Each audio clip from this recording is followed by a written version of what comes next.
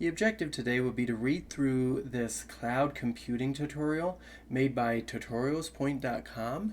So this is a pretty nice website I've used to learn a lot of things.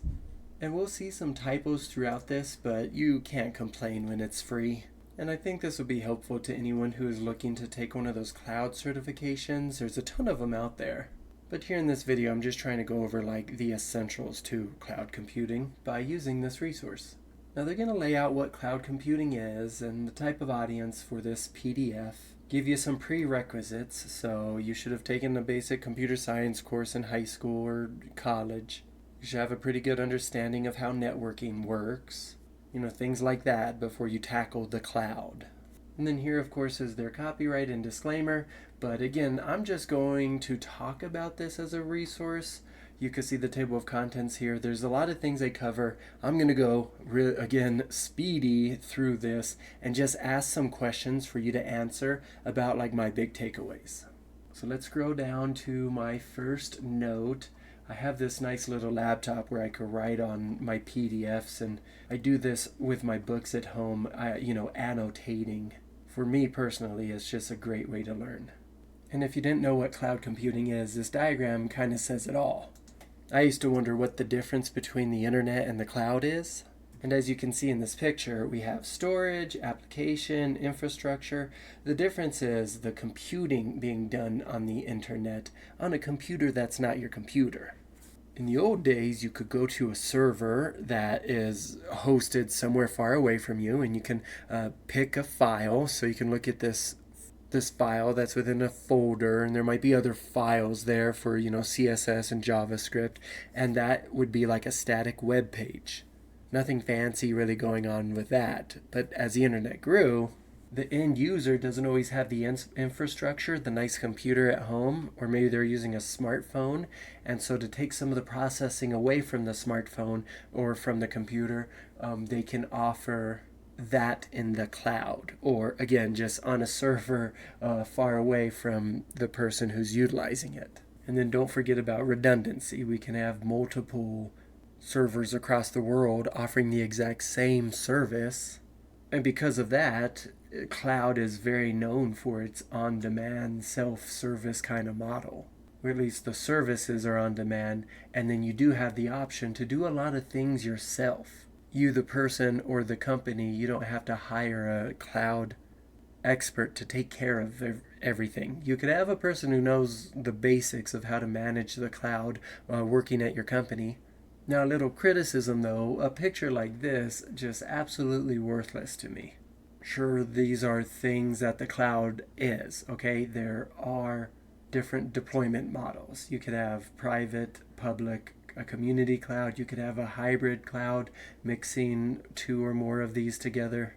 Then your three basic services is the software one, the platform one, the infrastructure one. They offer 5 essential characteristics. We've seen 6 characteristics before. So it all kind of depends on your resource, what you're taking away about the cloud. But I think this one's in the sense that on-demand is a big one. Accessing it via the internet or a network is another big one. Now, grid computing was a new concept to me. Apparently it refers to distributed computing, in which a group of computers from multiple locations are connected with each other, and they're connected in order to achieve a common objective. So when you update one, it updates the others. But the key right here is this geographically diverse word. So when you think grid, just think about geography. And that is a core concept in cloud computing. Any economics fans out there would like this utilitarian perspective of cloud computing, the whole concept of paying per use model. This utility type of computing makes the cloud so attractive to organizations. I have no idea what they're hoping to achieve with this picture. It's such a weird looking one. We know what a front end and a back end is. A diagram like this, I don't know. But if you need key points in the back end, we're talking about data storage, virtual machines, security mechanisms, the services themselves, the deployment models that you've chosen when you've chosen your cloud service provider or cloud solution provider. The front end is just the prettiness of whatever you're looking at on your browser to access all these things.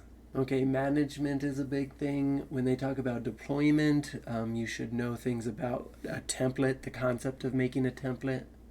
Cloud computing is big on automation, so that's something you should be aware of.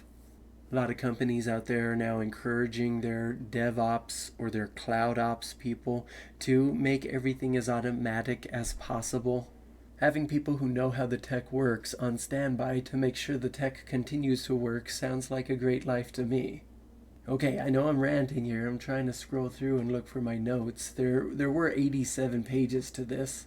The tricky thing about the community cloud is it allows groups or organizations to access the cloud. So we're talking about several logins that can get to the same type of data.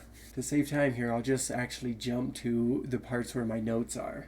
In the IaaS chapter, they talk about VLANs, and that's a really interesting topic. I have videos on it, but to summarize it in just like one sentence, a VLAN is all about having one switch with many LANs on that switch.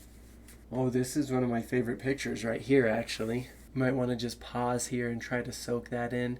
And if you're unsure about any of these particular topics, I mean, if you just go to YouTube and type in the word firewall and my name, I have a few videos walking you specifically through how firewalls work. Same with virtualization and storage and other things like that.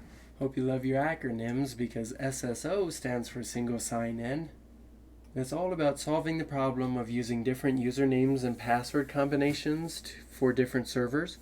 A cloud can have an authentication server that allows you access to all the other services, the other servers out there. But don't forget, with the gain of convenience, there's always a loss of security and vice versa. That'd be a good question to record here. So what does single sign-on allow a user to do? Kind of sounds a little awkward, but it should work. You can write down your answer and feel better about yourself with that topic. There's another acronym, FDIM. So this is Federated Identity Management. When I think of the word federated, I think of Star Trek and the Federation of Planets.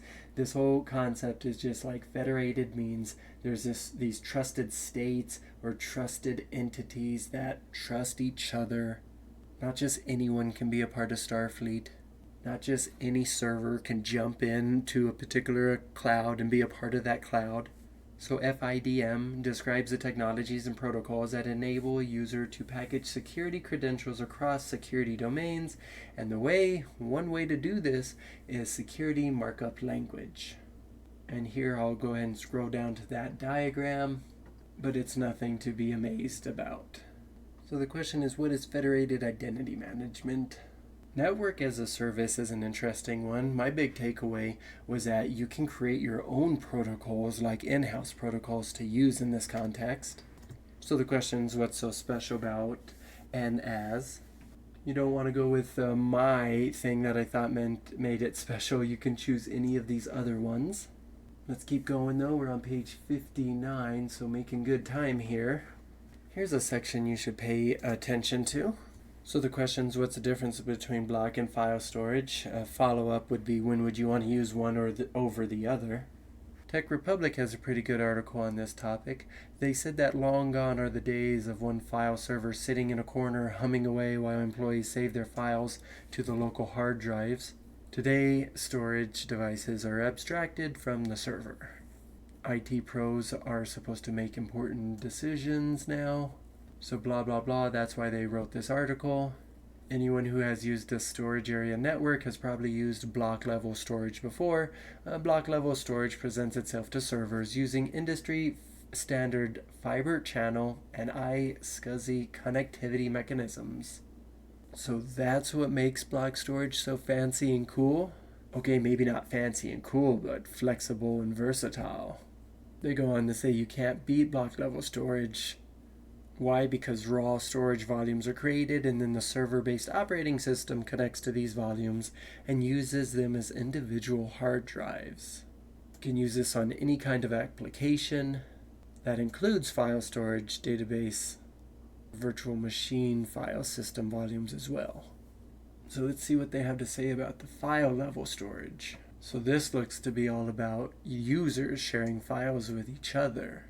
And they're going to do that by creating a block-based volume. So what the heck? Sounds like the exact same thing as above. I guess with their block-based volume, they're going to install an operating system and attach it to that volume. And they remind you right here, when you're using block-based volumes, you're basically using a blank hard drive. Well, further down the article, they say that even though block-level storage is very flexible, nothing beats the simplicity of file-level storage. That is, when you just need to dump raw files. So maybe the block level is more for applications? Or at least we could walk away knowing that file level storage is cheaper than block level. Here's the protocols you can use to access that file level storage. Okay, here's some gold nuggets though. If you're using block level, you create a volume and you would deploy an operating system and then attach to the created volume. So if you're at the file level storage one, you're removed from that. So this really makes me think about like Google Drive with Google Documents and how you can share access and control with those. Users can comment or even edit once that access or control is shared. So okay, that article eventually got pretty informative. I think you'll be able to answer this question now that I read that to you. And this part right here is basically saying that file storage devices maintain their own file systems. And I have an entire video on what file systems really means and what's the difference between an operating system and a file system. Okay, we're on page 64 here, still moving. Oh, speaking of file systems, there's some more information right here about those. There's a software called Storage Grid that can apparently help with this. And actually this sentence says it all. The cloud storage system stores multiple copies of data on multiple servers and in multiple locations. If one system fails, then it only requires a change to the pointer to the stored object's location. Now, seeing how this PDF goes into virtual storage containers, I think that's more than we need for a short video like this. This right here is a very interesting question to ask as well. How is the data erased if you move from one cloud vendor to another? So my question here is a little facetious. What question should you ask to better understand how locked in you are with a cloud solution provider? You might want to ask this question right here. I can imagine a CISO being interested in that. So what would a CISO be concerned with? And then the question, what is a CISO standing for? Cloud Essentials is all about knowing essentially what a ton of acronyms mean. My wife once told me that when I'm speaking to other people about my work, that we speak in acronyms. It's like a language based on acronyms. Maybe it is a little embarrassing how many regular words we decide to just choose to make into acronyms. Okay, so we jumped 2 pages down here to Cloud Security Alliance, CSA. This is a stack model that defines a boundary between each service model and shows how different functional units relate to each other. And now they have one of these lesson helpful diagrams. I guess this one's not too bad. A lot of times you'll see a pyramid, and the pyramid starts with IS, as in like the largest section of a pyramid, but it's not so much the largest section as just the foundation of the top layers of the pyramid. Wow, so these directions are pretty complex right here. Explain how this model relates to a pyramid and why the base isn't really large as much as it's just representative of the core technologies in the cloud. Now I put a little box around this core concept. IaaS has the least level of integration functionalities and integrated security, while SaaS has the most. So I think that's kind of cool. In order for you to be working in the IaaS area, you need some skills. Ooh, another cool opportunity for a fun question. What's the difference between a broker and a proxy? A broker has full access to the storage in the cloud, but they're not accessing the client at all, while a proxy has no access to storage, but can access both the client and the broker. So here's a direction for you to follow. Describe the brokered cloud storage access system. And so that's right here. When the client issues a request to access data, the client data request goes to the proxy. Then the proxy forwards the request to the broker. The broker requests the data from the cloud storage system, and the cloud storage system returns the data to the broker.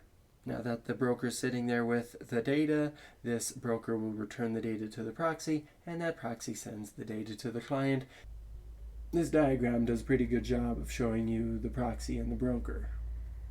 Well, here's a section called Managing Cloud Operations, and they say there's several ways to manage it. You can focus on using the right tools, you can be on time, you can use the right standards, you can have the right quality of service. All these things that I just wrote here, they sound so ITIL-ish to me.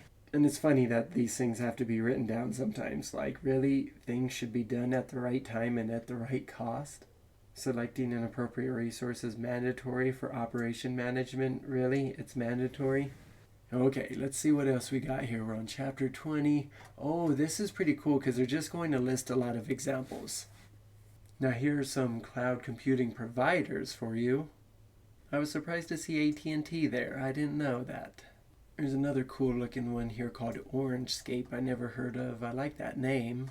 Well, that was it. They finish on just some big concerns. And these are concerns really focusing on the mobile space. There's a whole mobile cloud computing we could focus on. And I'm sure we're all familiar with these kind of mobile operating systems as well. But that's the Tutorials Point free PDF, so thank you for providing that. And I think if you answer most, if not all, of these questions, you'll be doing a pretty good job at rehearsing what you need to in order to take one of those cloud exams.